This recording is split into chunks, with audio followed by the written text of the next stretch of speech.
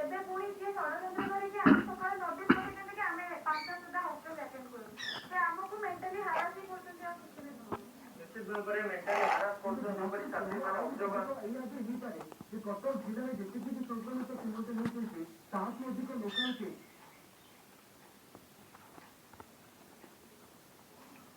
ନିଶ୍ଚିତ ଭାବରେ ଯଦି କହିବା ଦେଖନ୍ତୁ ଯୋଉପରି ଭାବରେ ସଂକ୍ରମଣ ବଢୁଛି ନିଶ୍ଚିତ ଭାବରେ ଗୋଟେ ଚିନ୍ତାଜନକ ଘଟଣା ପ୍ରଶାସନ ପାଇଁ ଚିନ୍ତାଜନକ ଘଟଣା ଏବଂ କଲେଜ କର୍ତ୍ତୃପକ୍ଷ ମଧ୍ୟ ଏଥିପ୍ରତି ମଧ୍ୟ ମାନେ ବ୍ୟାପକ ବ୍ୟବସ୍ଥା କରାଯାଇଛି। କିନ୍ତୁ ଆମେ ଯାହା ଛାତ୍ରଛାତ୍ରୀମାନଙ୍କ ସହିତ ଆଲୋଚନା କରୁଛୁ ସେ ମଧ୍ୟ ସମ୍ପୂର୍ଣ୍ଣ ଭାବରେ କହିଥିଲେ କି କୋଭିଡ ଟୀକା ସମସ୍ତେ ନେଇଛନ୍ତି ଏବଂ ଯୋଉପରି ଭାବରେ ହଷ୍ଟେଲ ବନ୍ଦ କରିବା ଗୋଟେ ଷଡ଼ଯନ୍ତ୍ର ବୋଲି ଛାତ୍ରଛାତ୍ରୀମାନେ ଅଭିଯୋଗ କରୁଛନ୍ତି ଏବଂ ଯୋଉପରି ଭାବରେ ବିଗତ ଦିନରେ ପ୍ରବୀଣ 22 ତାରିଖ ମାନେ ଅର୍ଥାତ୍ ଗତ ମାସ 22 ତାରିଖରେ ଛାତ୍ରଛାତ୍ରୀମାନେ 3 ଦିନ ପାଇଁ ଧାରଣାରେ ବସିଥିଲେ ଏବଂ ତାଙ୍କୁ କଲେଜ କର୍ତ୍ତୃପକ୍ଷ ବୁଝାସୁଝା କଲା ପରେ ଧାରଣା ଉଠିଥିଲା ଏବଂ ତାପରେ ପରେ 7 ଦିନ ଭିତରେ ଅଧ୍ୟକ୍ଷଙ୍କୁ ବଦଳି ପାଇଁ ପ୍ରତିଶ୍ରୁତି ଦେଇଥିଲେ କଲେଜ କର୍ତ୍ତୃପକ୍ଷ। କିନ୍ତୁ ଏ ପର୍ଯ୍ୟନ୍ତ ଆପାତତଃ ଏ ପର୍ଯ୍ୟନ୍ତ କୌଣସି ପ୍ରତିଶ୍ରୁତି ପୂରଣ ହେଇନି ବୋଲି ଛାତ୍ରଛାତ୍ରୀମାନେ ଅଭିଯୋଗ କରୁଛନ୍ତି।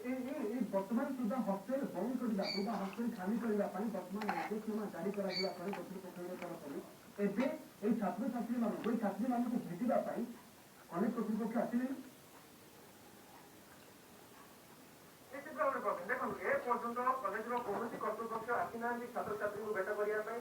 କାରଣ ଯୋଉପରି ଆମେ ଯେଉଁ ଚିତ୍ର ଦେଖାଉଛୁ ଭିଡିଓଗ୍ରାଫରଙ୍କୁ କହିବା ଆଉ କିଛି ଚିତ୍ର ଦେଖେଇବେ ଯୋଉ ଚିତ୍ର ରହିଛି ଏଠିକାର ଚିତ୍ର ସମସ୍ତ ଛାତ୍ରଛାତ୍ରୀମାନେ ବସିଛନ୍ତି ଏବଂ ଧାରଣାରେ ବସିଛନ୍ତି। ଏପର୍ଯ୍ୟନ୍ତ କଲେଜ କର୍ତ୍ତୃପକ୍ଷ କୌଣସି ଆସିନାହାନ୍ତି କି ଛାତ୍ରଛାତ୍ରୀଙ୍କ ସହିତ ଆଲୋଚନା କରିନାହାନ୍ତି ଏବଂ ଛାତ୍ରଛାତ୍ରୀ ମଧ୍ୟ ଆଉ ଗୋଟେ ଅଭିଯୋଗ କରିଛନ୍ତି କି ଯଦି ତାଙ୍କର ଦାବି ନ ପୂରଣ କରାଯାଏ ତେବେ ସେମାନେ ଯୋଉ ଆତ୍ମହତ୍ୟା ଉଦ୍ୟମ କରିବେ ବୋଲି ସିଧାସଳଖ ପ୍ରତିକ୍ରିୟା ରଖିଥିଲେ। ଆଉ କିଛି ପ୍ରତିକ୍ରିୟା ନେଇଥିଲା ମ୍ୟାଡାମ କଣ ରହିଛି ଚିତ୍ର କିଭଳି ରହିଛି ସଂସଦ ଭାବରେ ଟିକେ କହିବେ କି?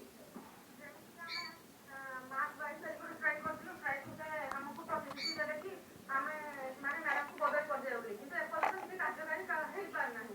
ତ ସେଥିପାଇଁ ଆମେ ପୁଣି ଥରେ ଷ୍ଟ୍ରାଇକ୍ ଆରମ୍ଭ କଲୁ। ସେଇ ଷ୍ଟ୍ରାଇକ୍କୁ ଆମର ରଖିବା ପାଇଁ ସେ ପୁଣି ଚେଷ୍ଟା କରିଛନ୍ତି କି ଆମେ କଲେଜ ବନ୍ଦ କରିଦେବୁ, କୋଭିଡ ଟେଷ୍ଟ କରିକି ଆଉ କୋଭିଡ ଟେଷ୍ଟରେ ଇଂଲିଶ ନୋଟିସ୍ ବାହାର କରିକି ଆମ କଲେଜ ବନ୍ଦ କରିଦେଉଛନ୍ତି। ଆମେ ଏବେ ତ ଟିଚର ଆମର କିଛି କୋଭିଡ ରିପୋର୍ଟ ବି ନେଗେଟିଭ ସମସ୍ତଙ୍କର ଆସୁଛି, ତ ଆମେ କାହିଁକି ଯିବୁ? କୋଉ କଲେଜରେ ସମସ୍ତ ବନ୍ଦ ହେଇଯାଏ, ଆମ କଲେଜକୁ କାହିଁକି ଏଠି କ୍ୟାମ୍ପସରେ ବନ୍ଦ କରୁଛନ୍ତି? ସେଥିରେ ପିଲାମାନେ ନିଷ୍ପତ୍ତି ନେଇଛନ୍ତି ଯଦି ଆମକୁ ଏଇଭଳି ମେଣ୍ଟାଲ ହାରାସ କରିକି ଘରକୁ ପଠେଇବାକୁ ଚାହୁଁଛନ୍ତି ତ ଆମେ ଫିନାଇଲ ପିଇବା ପାଇଁ ବି ବାଧ୍ୟ ହେଇପାରିବୁ। ନିଶ୍ଚିତ ଭାବରେ ବହୁତ ବଡ କଥା ଏଇଟା ପ୍ରବୀଣ ପିଲାମାନେ ଆତ୍ମହତ୍ୟା ଫିନାଇଲ ପିଇବାକୁ ଧମକ ଦେଉଛନ୍ତି ଛାତ୍ରଛାତ୍ରୀ ଏବଂ ତାରି ଭିତରେ ଜିଲ୍ଲାରେ ବର୍ତ୍ତମାନ ସଂକ୍ରମିତଙ୍କ ସଂଖ୍ୟା ବଢ଼ି ବଢ଼ି ଚାଲିଛି। ବର୍ତ୍ତମାନ 365ଟି ରହିଛି ଏଠି ଆକ୍ଟିଭ କେସ୍, ତାରି ଭିତରେ ଛାତ୍ରଛାତ୍ରୀମାନଙ୍କର ଏହି ଧାରଣା ଏହି ଆନ୍ଦୋଳନ ବୋଲି କୁହାଯାଇପାରିବ। ଜିଲ୍ଲାରେ ଯେତିକି ବି ସଂକ୍ରମିତ ଚିହ୍ନଟ ହେଉଛନ୍ତି କଟକ ସହରରେ ସଂକ୍ରମିତଙ୍କ ସଂଖ୍ୟା ଅଧିକ ରହିଛି।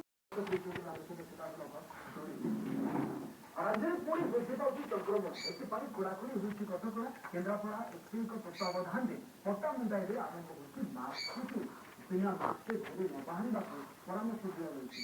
ଏବେ ପଟ୍ଟାମୁଣ୍ଡାଇ ଥାନା ଅଧିକାରୀଙ୍କ ସହିତ ଆଲୋଚନା କରିଛନ୍ତି ଆମ ପଟ୍ଟାମୁଣ୍ଡାଇ ରିପୋର୍ଟର ପ୍ରଦୀପ କୁଶୱାହା। ରାଜ୍ୟରେ ପୁଣି ଥରେ ହୁ ହୁ ହୋଇ ପଡୁଛି କରୋନା ଆକ୍ରାନ୍ତଙ୍କ ସଂଖ୍ୟା, ଯାହାକୁ ନେଇ ଏବେ ଚିନ୍ତାରେ କରିଛନ୍ତି ରାଜ୍ୟ ସରକାର।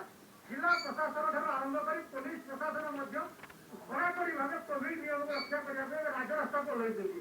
ଆମ ସହିତ ଅଛନ୍ତି ପଟ୍ଟାମୁଣ୍ଡାଇର ଥାନା ଅଧିକାରୀ ଅଛନ୍ତି। କିଭଳି ଭାବରେ ମାସ୍କ ଚେକିଂ ଚାଲିଛି ତାଙ୍କ ସହିତ କିଛି ଆଲୋଚନା କରିବା। କଣ ରହିଛି ମାସ୍କ ଚେକିଂ, ସାର୍ କଣ କହିବେ? ପଟ୍ଟାମୁଣ୍ଡାଇରେ ତ ବିଭିନ୍ନ ସମୟରେ ମାସ୍କ ଚେକିଂ ଦେଖିବାକୁ ମିଳୁଛି, ଲୋକମାନଙ୍କର ସଚେତନତା ବହୁତ ଅଭାବ ରହିଛି, କଣ କହିବେ? ଆପଣ ମାନେ ଜାଣିଛନ୍ତି ଯେ ଆର ବର୍ଷରେ ଏଇ ଦିନ କରୋନାର ଯୋଉ ପ୍ରକୋପ ବଢିଥିଲା, ପଟ୍ଟାମୁଣ୍ଡାଇ ଲୋକ